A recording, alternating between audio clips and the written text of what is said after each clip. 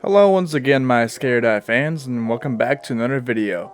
Today I'll be telling you the 10 habits you must develop as a new skateboarder. And if you watch this video all the way through, I promise that you'll learn something new and find a way to improve your skateboarding. So without taking up any more of your time, let's jump right into it. The first habit you must develop as a new skateboarder is stopping by putting your back foot down. I see a lot of new skaters neglecting this habit by instead jumping off their board or tail dragging and causing their board to have major razor tail, which is something you don't want to have on your skateboard because it increases the chance of you chipping your board. On top of that, using your back foot to stop is probably the fastest way that you can stop when you're on a skateboard. The only other method I could think of that will stop you faster is possibly power sliding in some situations, depending on the type of wheels you have and depending on what ground you're skating. The next habit you must develop is learning tricks while moving. But trust me when I say that if you start off learning tricks moving, your skateboarding progression will come way faster. This is because when you're moving on your skateboard, you have a very small margin of error, and that way you learn tricks way cleaner than you would if you're just learning them standing still. To go along with this tip, the third habit you must develop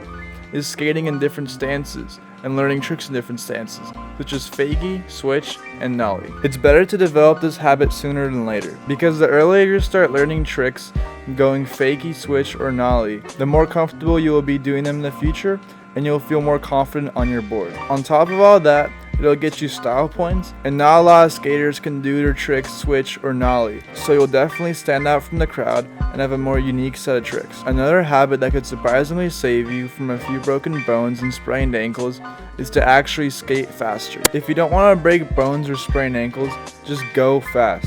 Learn all your tricks fast. Doing this will force you to learn how to fall correctly, but in the long run, your weight won't be coming straight down, but always forward. There will be less gravity pulling on your ankles, knees, and shins towards the center of earth, and more force pulling you diagonally, and therefore causing you to slide or roll when you fall. In the end, you'll end up with a lot more road rash, but that's way better than being out for 4 months as your muscles waste away in a cast. The next habit that you can develop that will really improve your skateboarding is to loosen up. A lot of new skaters make the mistake, mostly unconsciously, of having very stiff legs when riding up and down ramps or just doing tricks. This not only makes you look like a complete amateur, but it also makes you very unbalanced, and this is why a lot of people fall the first time they get onto a skateboard. If you look at any similar sports to skateboarding that intensely use the legs, you will see that every pro athlete's legs seem to flow with the motion of the ground or whatever they're riding on, and they don't try to fight it. This can be mostly seen in skiing and also in surfing, and this also applies to skateboarding. Having stiff legs is pretty much the ultimate way to ensure that you will fall while skateboarding, and it will make learning tricks a whole lot harder for you. So the best and pretty much the only thing you can do is get in the habit of just letting your legs go free and just letting them go with the flow of the ground. In my opinion, this is one of the essentials to learning skateboarding. And once you get this down, you'll have a better understanding of how to balance on your board and how to skate better. To go along with this, your foot position should also become a habit. When you're riding around and not doing any tricks, you should keep your front foot on the bolts and your back foot on the tail of the board. That way you'll be balanced on the board, and if you hit any cracks or rocks, you'll be less likely to fall off. You should also get used to riding on your toes and not being flat-footed when doing tricks on your board. By standing on your toes, you'll be more balanced and have more maneuverability than you ever would if you were standing with your feet flat on the board. The next habit you should develop is to always repeat your tricks. Repeating your tricks is pretty much the only way for you to get consistent with your skateboarding. If you just landed your ollie, you should practice it at least 100 times before you move on to your next trick. What I personally do whenever I land a new trick is I just keep repeating it and repeating it and repeating it until I can do it 3 or 5 times in a row. After I can do it 3 or 5 times in a row, I usually consider myself good enough at that trick that I can move on and learn something new.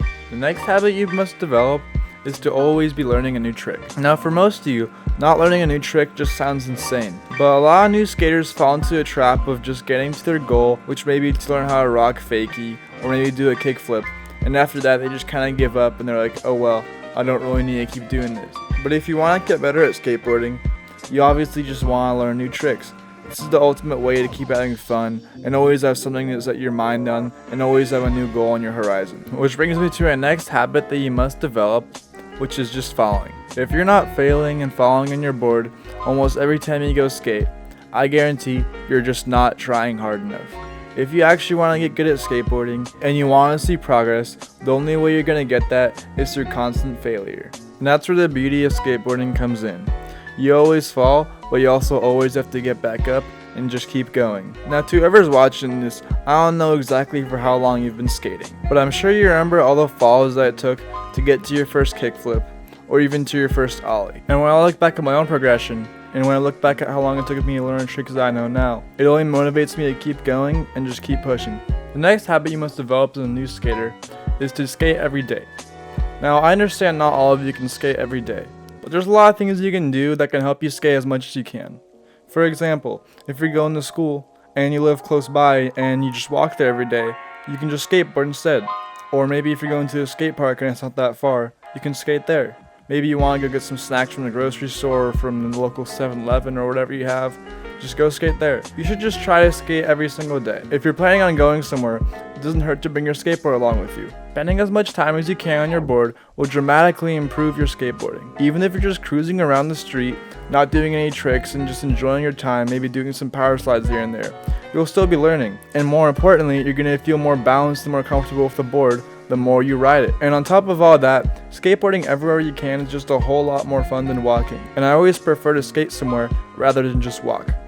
Another habit you must develop as a new skater is to stay squared and balanced on your board.